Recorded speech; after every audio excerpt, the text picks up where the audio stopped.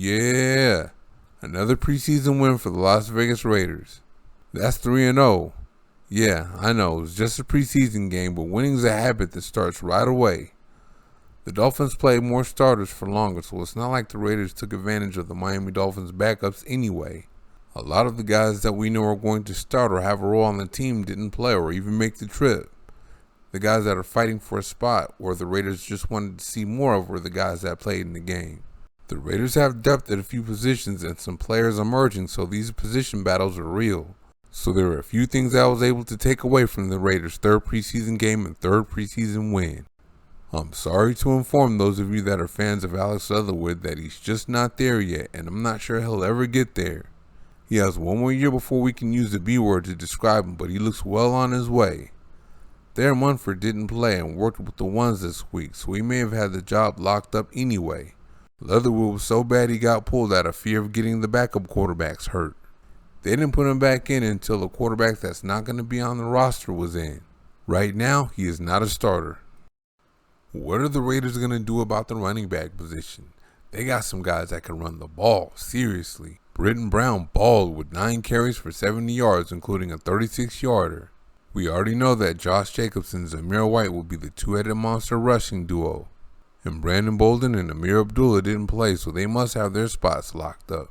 Brown is a 7th-round pick, but Kenyon Drake is scheduled to make almost $4 million this year, so what do the Raiders do? They got decisions to make. At the receiver position, the fact that Mac Hollins didn't play tells you who the wide receiver 3 is.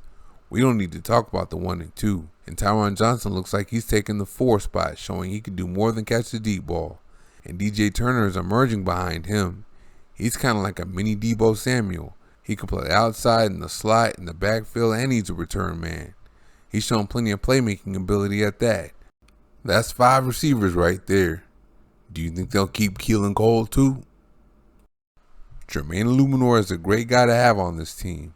Not only is he a swing tackle, but he can play anywhere but center, and he's a solid starter at that. If Thayer Munford with all this upside isn't ready, Illuminor can go in there and get the job done at right tackle.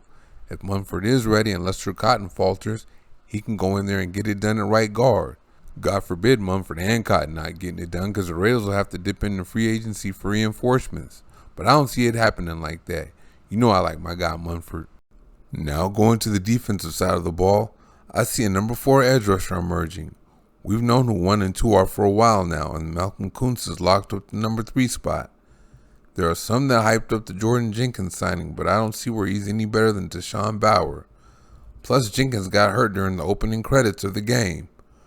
Bauer's been doing a good job of setting the edge and putting heat on opposing quarterbacks.